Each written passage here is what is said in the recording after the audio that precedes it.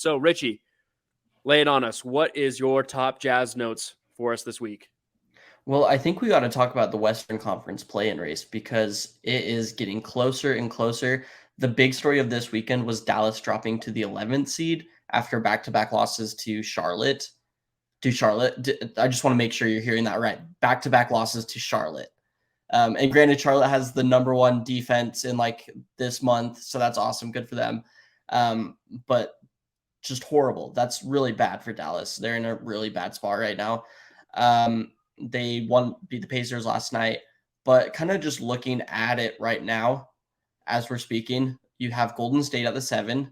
They're tied with Minnesota, who has the 6 right now, but Minnesota has the tiebreaker. New Orleans is at 8. Lakers are 9. OKC is at 10. Dallas 11. Utah 12.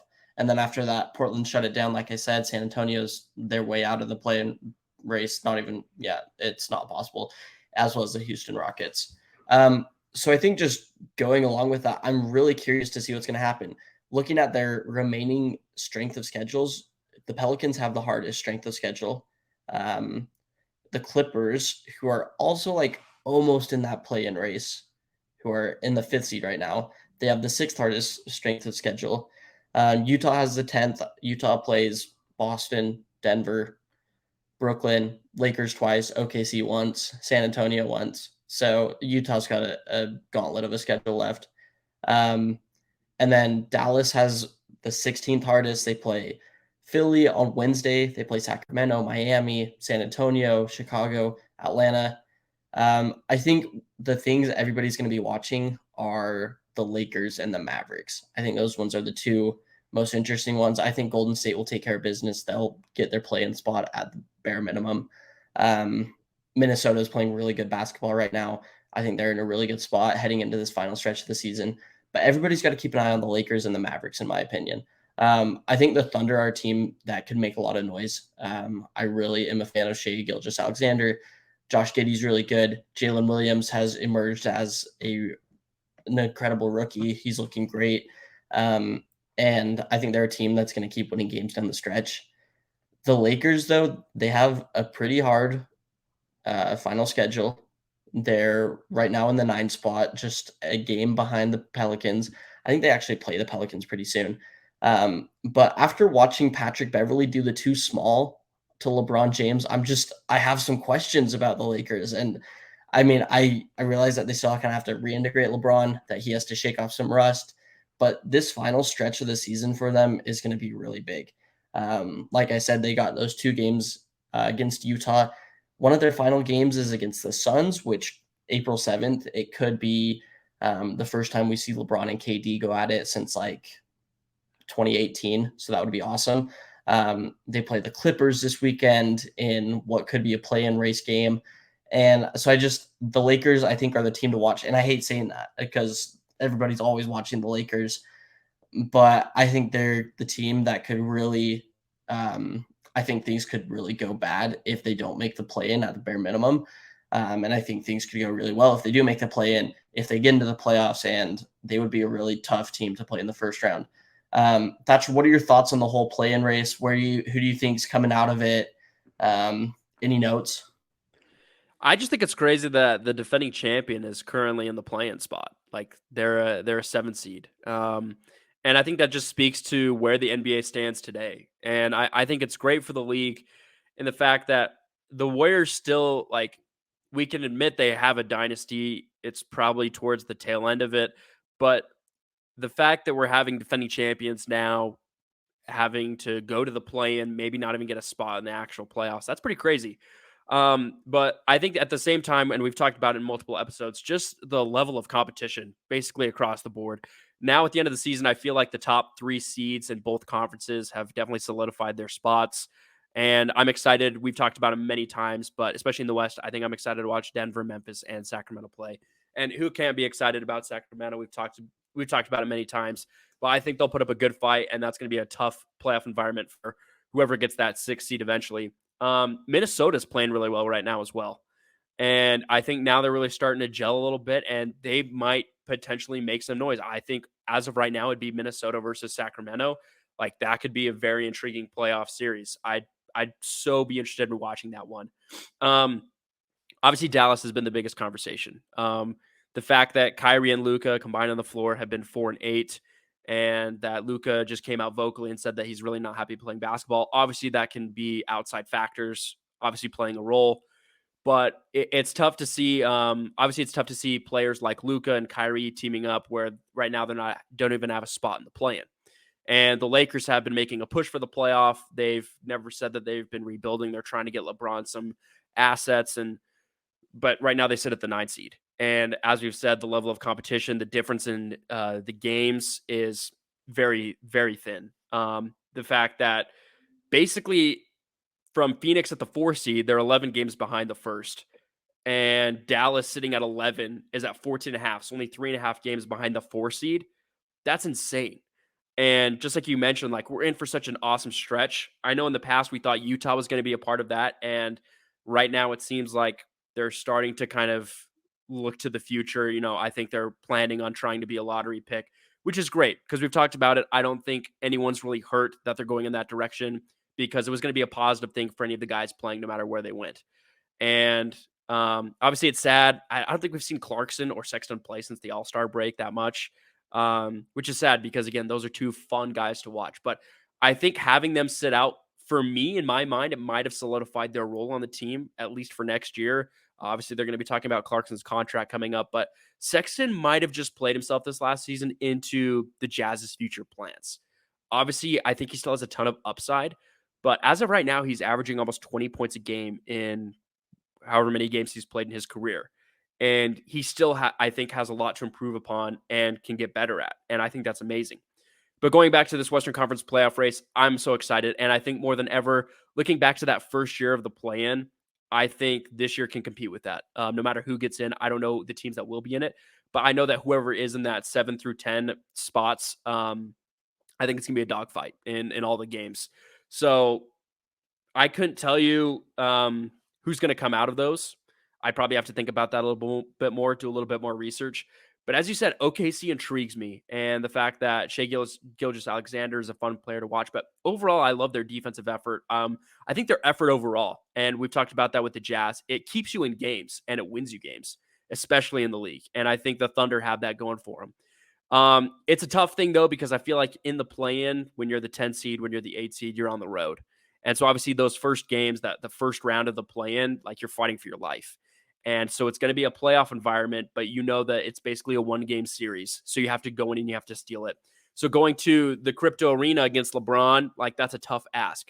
They've done it before. Heck, they did it when he broke the scoring record.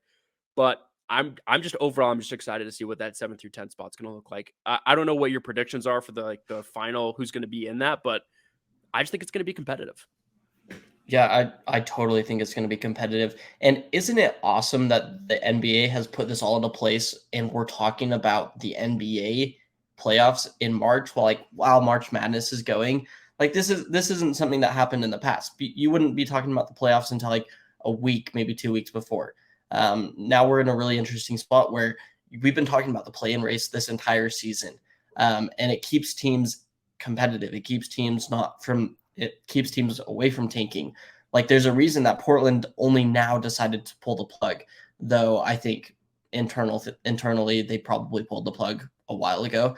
But that just shows like where the NBA is right now. You're having teams competing until the end of the season because the play-in race makes things so competitive, and I think that's really awesome.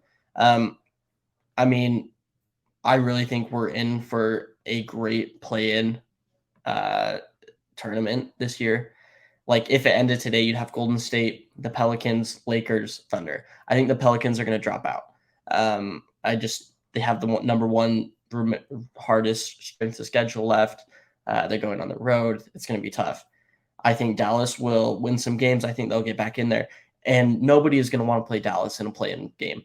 Going against Luka and Kyrie, especially going against Luka, because we know what Luka can do in the playoffs and we know how dominant he can be.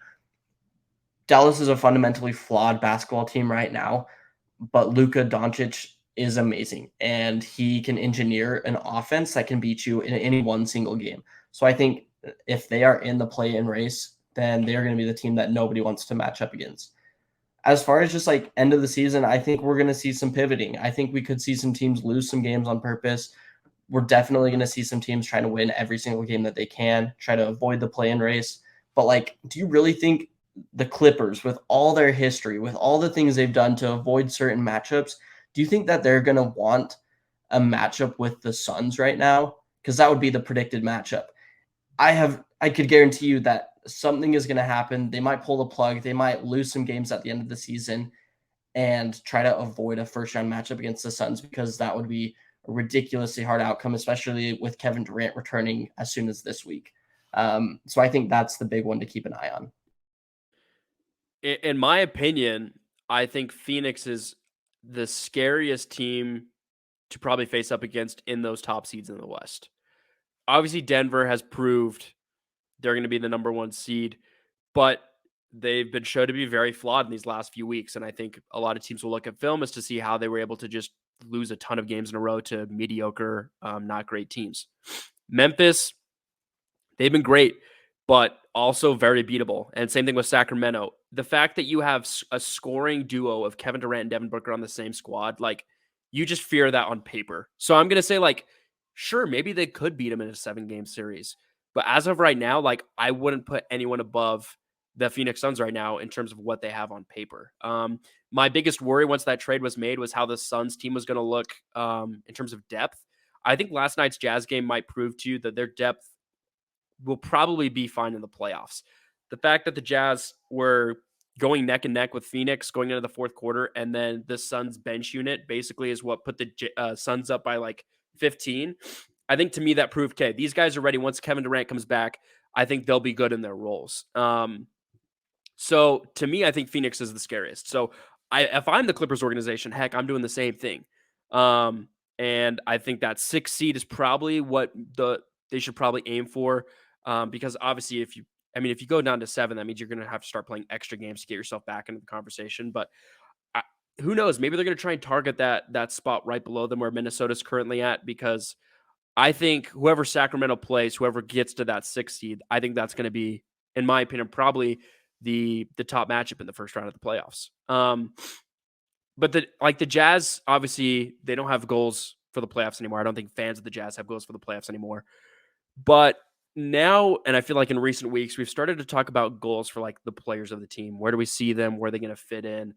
Richie, especially after looking at last night and with key players like Clarkson and Sexton out and seeing these young guys get some minutes, what do you think should be the goals for these guys that are getting minutes right now heading into these final games of the season? Yeah, let's start with Lauri Markkanen because I think he's been the biggest story of the Jazz this year. He's averaging 25 points, playing really, really good basketball at the moment. I just Lauri Markkanen had an incredible season, and I can't understate how good his progression as a player has been. Um, just from his scoring, from his rebounding, from his playmaking, even. We've seen flashes of this playmaking, and Will Hardy has touched on this that one of the reasons that they traded Mike Conley at the deadline was to give Larry Markkinen a bigger role and to let him figure some more things out just from an offensive standpoint and become a more complete offensive player. And I think that's just going to be the evolution of Markkinen that we're going to want to see is him just improving as a playmaker. There was one play against Phoenix that really stuck out to me. It didn't end up in a make, but I thought it was a really good play. He drove, got stopped, picked up his dribble. The double came in because a lot of times when Laurie gets close enough to the basket, he can shoot over pretty much anybody. But the double came in, and he instantly made a kick out pass to Jarrell Brantley, I believe, for a wide open three. Brantley missed it. But I just thought that is the kind of play that you want Markkanen to be making. Markkanen's not going to be your number one playmaking option. That's fine. That's not what he needs to be. But if he can be a guy that can create mismatches in that way, that can punish teams if they're going to double team him, I think that totally increases his trajectory just as a player and makes him a much more matchup proof player, especially come the playoffs. That way, teams won't be able to scheme him out of games because he'll be able to have counters for their counters. And I think that's where Larry Markkanen's evolution is going to come is through his playmaking. The guy is one of the most efficient scorers in the NBA right now. I have no questions about his scoring. I think he can do it at a really high level. The way he scores lately and just this entire season, it feels so natural. It feels just like kind of effortless. Like he's able to get to his spots. He knows where his spots are. I think that's really important in a player. He is taking really good shots. His shot selection, like I said, is just really good. I think as a scorer, he is already where you need to be, and I think he's going to keep improving. Also, just one thing to add to that is his foul shooting and his ability to get to the line. That's exactly what you need out of a guy that if his shot isn't going, he can still contribute to the game in that way, and he can still get points for your team in that way. So I just think Larry Markkinen has a really high ceiling with his scoring. But if you add playmaking to that, then that ceiling gets even higher. And like I said, it makes you just a lot less matchup prone in the playoffs and a lot harder to scheme against. So that would be my number one goal for Laurie entering this last stretch of the season and going into next season. I think we obviously know that him being the number one option has benefited him personally, but I think more than anything, this benefited the future of the Jazz in terms of how they want to plan things out for a roster down the road. Because, like we've been mentioning, the plan isn't for Lowry to be the number one guy. But having the experience of doing that will benefit once injuries come into play, and just as experience when you're going to be on a what they want to be a top seed in the West. And I think the last games on the schedule, everyone besides the Spurs, you're playing a playoff team. And I think that's great experience for all of these guys. Obviously, we know that the Pelicans have a tough schedule, but I think the Jazz are right up there with them. You're going to be fighting with people who are in the play-in spots. You're playing OKC. You're playing the Lakers twice. You're playing the Nuggets. And so I just think this is great experience for Lowry to keep leading this team this year. And I think he's kind of molded into that role. I felt like in his first years in the league, he was playing, just kind of showing up, playing his game, helping the team out. But this year, he's had to transition into being a leader. And especially after Conley left, he had to take on that role even more. And I felt like he's done a great job at learning how to be that type of guy.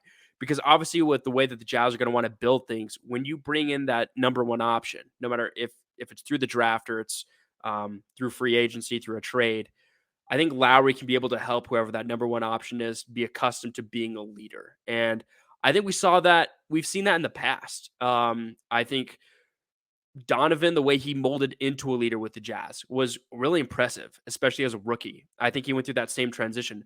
But even though it was Rubio's first year as well, I think Rubio helped Donovan kind of learn how to be a leader on an NBA team really right off the bat. And Lowry's starting to learn that in this year with this program.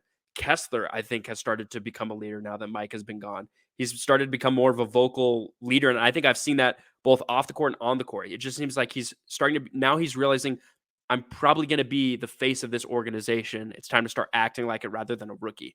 And Kessler's performance, both on and off the court, have been so impressive to me.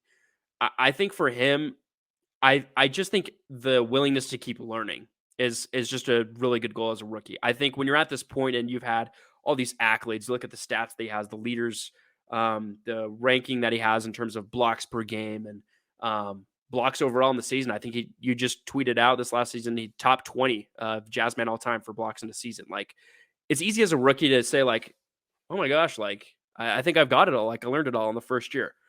Kessler's has shown a willingness to keep learning, especially from all the guys that the Jazz have brought in to help him as a rookie. But I think understanding how to dominate the paint continually is something that he can continue to strive for, especially towards the end of the season. The fact that he's been able to basically help guys, how to block guys, big stars down in the paint on a consistent basis is incredible, especially in your first year in the league. I think you're going to start. We're going to see what he's really truly made of once you start playing these teams that are going to be fighting for playoff spots. I'm really interested to see how he matches up with that Lakers squad that they go up against a few times. And going up on this upcoming road trip, you're playing the Celtics, you're playing the Nets. Great time for Walker Kessler to continue to be who he is and strive to be even better in the paint. I think going into the next season and beyond, I think the long-term goal for Walker Kessler to get better as an NBA player is obviously on the offensive side. We've seen he has a willingness more to shoot from long range. We saw from last night. I'll count it as an assist to Lowry um, in that air ball. But I just think from the free throw line and from the perimeter, I think that's where you can really start to get a grasp and take that next step as an NBA player because I feel like he already has better catching ability, better finishing, um, than Rudy Gobert, in my opinion. Like everything around it, I feel more comfortable Hold with up, the hold ball in up. his hands. Did you see Gobert's turnaround jumper against the Kings That's last night? See, that's awesome, dude. And the fact that the Kings players are like so mad, they're like throwing their towels, like that was the funniest thing. So shout out to Rudy. I'm glad he's developing his game as well. But it's like impressive to me that a rookie that the Jazz got is already better, in my opinion, and I'm more comfortable with the ball being in Kessler's hands under the bucket than I ever was with Rudy. And that I think that already speaks to his level of comfort that he has in the paint. So I think that next step, and I'm not really saying for the end of this season, but I think long term, I think the next step is obviously for him to develop that offensive shooting ability from long range. But what do you think Kessler has to do to improve at the end of this season? Oh, I totally agree with all that. The archetype I've put Kessler in, like the guy I want him to turn into, has been Brooke Lopez. And I think Brooke Lopez is an incredible player, and he should probably win Defensive Player of the Year this year.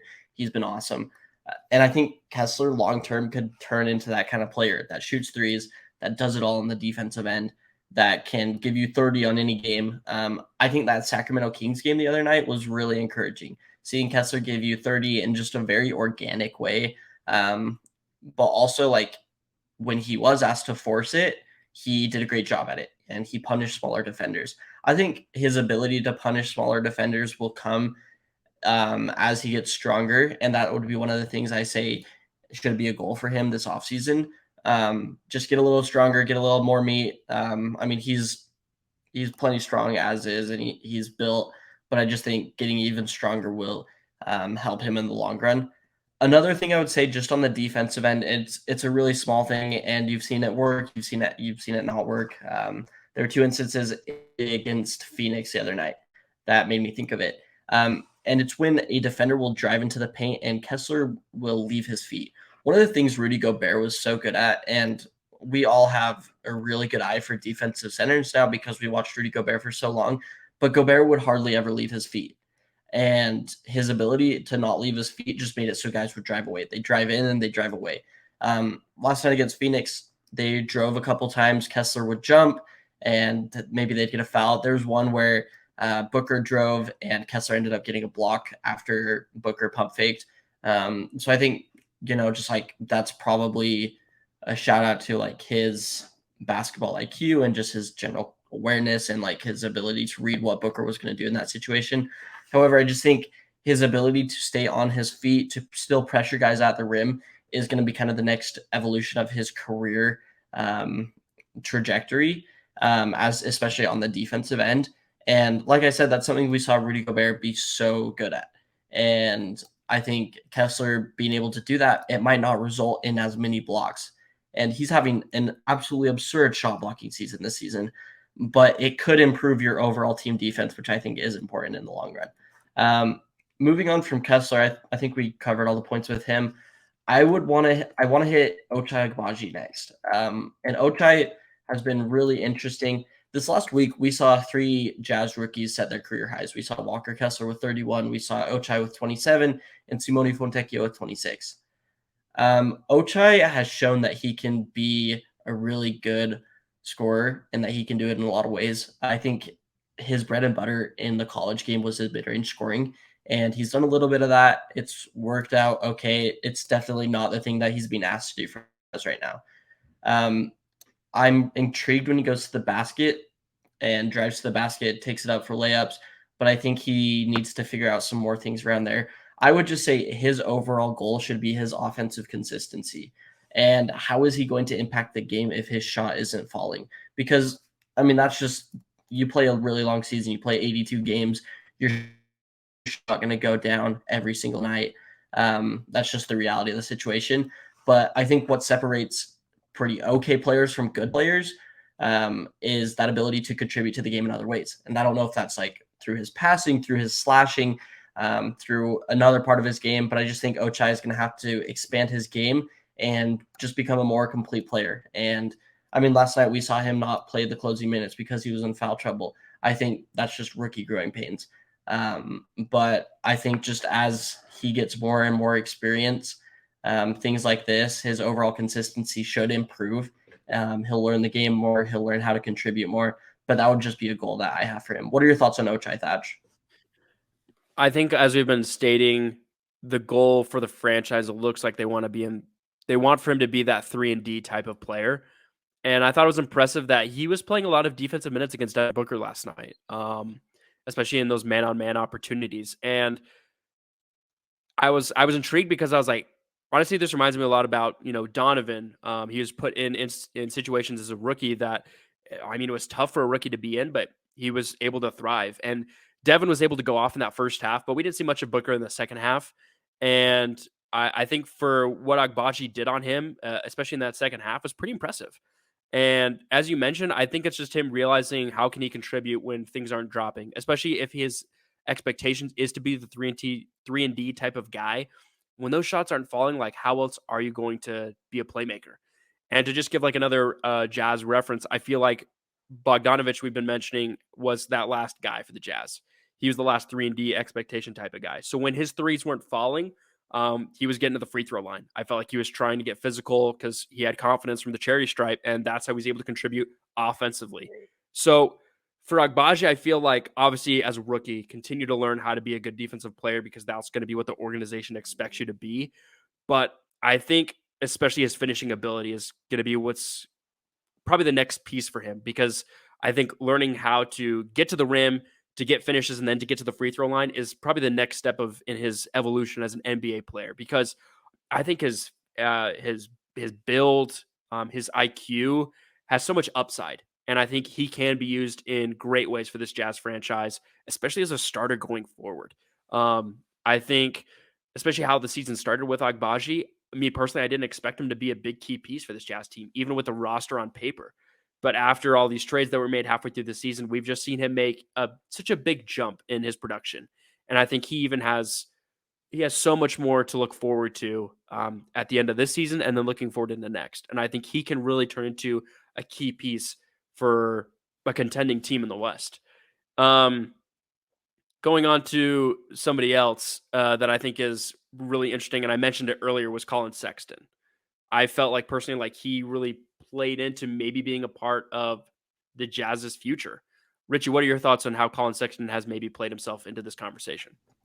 Yeah, I think he had a lot of development just while he was with the team. I think Mike Conley, as I mentioned over and over again, was really key in that. Sexton this year shot 41% from three. I'm saying shot because I don't think we're going to be seeing Sexton again through their last stretch of the season. He played in only 47 games. That's kind of worrisome. Like, I just I wish we would have gotten to see a little bit more because I think he's a really fantastic player, and I would have loved to have him get some of the reps that Taylor Horton Tucker is getting right now. Just as far as being the lead playmaker, setting up his guys, scoring. Um, we know that he can score. I think it's pretty clear that he can get his points, and he does it pretty naturally. Like I just feel like a lot of his points come in transition. He does, however, tend to force it sometimes, and I think just we throughout the season that he is starting to take better shots, and you could see him not taking these off the dribble threes, rather waiting for these catch and shoot wide open threes, and that's a reason that we have seen his 3 point percentage look so good this year. I just think overall, Sexton is going to have to improve his decision making and staying healthy. I think walking into next season, probably your starting guard. Um, Looking at the roster right now, you have him for Nair and the next after that. Taylor Horton Tucker has a player option which is worth around 11 million. I would expect him to opt into that because I don't think he's going to be more on the market right now. So I would expect those two guys kind of be your point guards, and then it's very possible that the Jazz draft a point guard in this next draft. And unless Jazz are really high on somebody, I Colin Sexton is your starting point going into next season.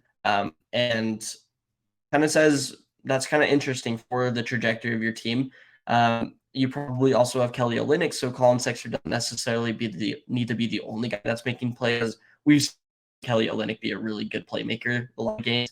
But I just think overall, Colin Sexton is going to have to step into that on that mantle. And in your lineup looking like Sexton at the 1, Agbaji at the 2, Markkanen at 3, Olynyk at the 4, Kessler at the 5, he's going to be your lead ball handler, and he's going to take on a lot of the responsibilities. So just that's one of my goals for Sexton: just improve your decision making, be a really good lead ball handler, set up your teammates.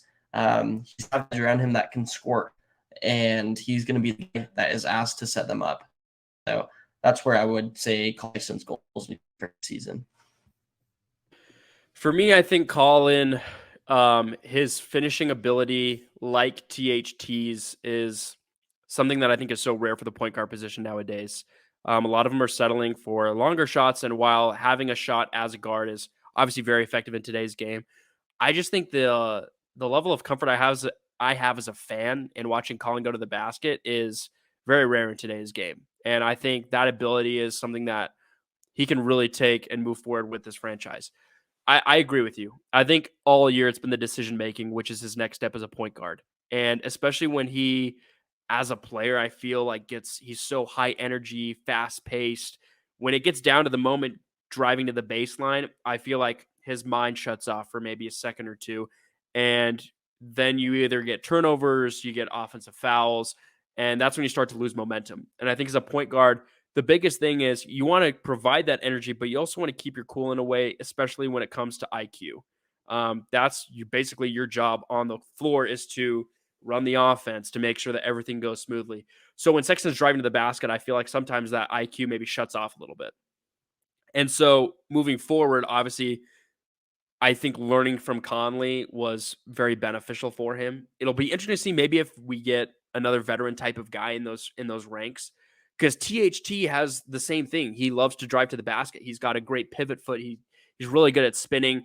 It's the same thing though. I feel like sometimes his mind kind of shuts off, and so I think for both of the guards coming into these roles next season for the Jazz, it really just has to be look at how you look for open guys, look at the perimeter. And like we mentioned before with Markkanen, he's starting to find that now as he's driving to the basket. Like that's how you get to that next level as an NBA contender is realizing I really don't have to put this on my back all the time. And other guys will put themselves in open positions. And with younger guys like Agbaji, with Simone Fontecchio, KO, like these guys know where they need to be. And especially as a guard, when you're slashing at the basket, like it's drive and kick. Like that's what'll get you open shots. So I think for Sexton, especially, he can be such a good player in this league. And I think he's played himself into a role that the Jazz can put him in as a starter in the future. Obviously, you're going to want a number one scoring option that won't be Sexton, in my opinion. But who knows? Maybe he can put himself back into being, that starting guard coming off the bench that's being able to contribute at a high rate. But I think Sexton has so much upside. But I agree with you. I just think that next part is understanding your mentality as once like you are leading the offense as a point guard. And I kind of put the two together, but THT similar type of feel, but he'll come back and kind of bulldozes his way to the basket. But I think like he can start to develop how to run an offense and maybe develop an outside shot. I'd love for him to get that outside shot to go. Do you have any more thoughts on THT at all? I know you mentioned him a little bit. Um, not too much outside of that. I would just say, like, the turnovers are bad. In his last 10 games, he's averaging 3.3 turnovers per game, averaging 6.6 assists per game. So that's about a 2-to-1 turnover ratio. That's not great. Definitely a lot of improvement there. I just think his overall decision making could be a little better too. His shot selection. That being said, Talen Horton-Tucker has been really fun to watch, and it feels like he has probably like 3 or 4 highlight plays a game. Like, I don't think I ever go, holy crap, more than when I'm watching Talen Horton-Tucker. Like, even last night, he had this one steal on Devin Booker and then just takes it straight to the basket, and you're like, no, he's not going to try to dunk it. He's not going to try to dunk it. And then he dunks it. And it's just like stuff like that makes you really like Talen Horton-Tucker. The kid's still 22, lots of upside. I'm glad that he's gotten this stretch of games to improve and just for the Jazz to figure out like how they feel about him as a player. Because like I said, he'll probably be back next season. But you could also look at trading him. And if you just aren't interested in him, there might be another team out there that is looking for a guard, that is looking for somebody to come off the bench that would be interested in him. So I think that is just something to keep an eye on. I want to hit one last guy, which is Kelly Olynyk. The only thing I want from Kelly Olynyk is to get a dang triple double. I'm so tired of it. Last night he had 10 points, 7 rebounds, 7 assists. So he's about 6 stats off. The night before against the Celtics, he had 17, 8, and 10. He's 2 rebounds off. And then last week against the Kings, he had 19, 10, and 8. It just feels like he keeps getting so close. I want somebody to end this drought, to end this curse. I guarantee that when the Jazz end this curse, they'll probably get back to the finals that same year. So, Kelly Olynyk, that is your end of season goal. Please accomplish that. Anyways, outside of that, I don't think I have any more goals for the rest of the squad because, frankly, we just don't know who's going to be on the squad next year. Yeah, you said it all for me, and I guess you also heard it here first that when KO gets his triple double this season, the Jazz are going to the finals this year.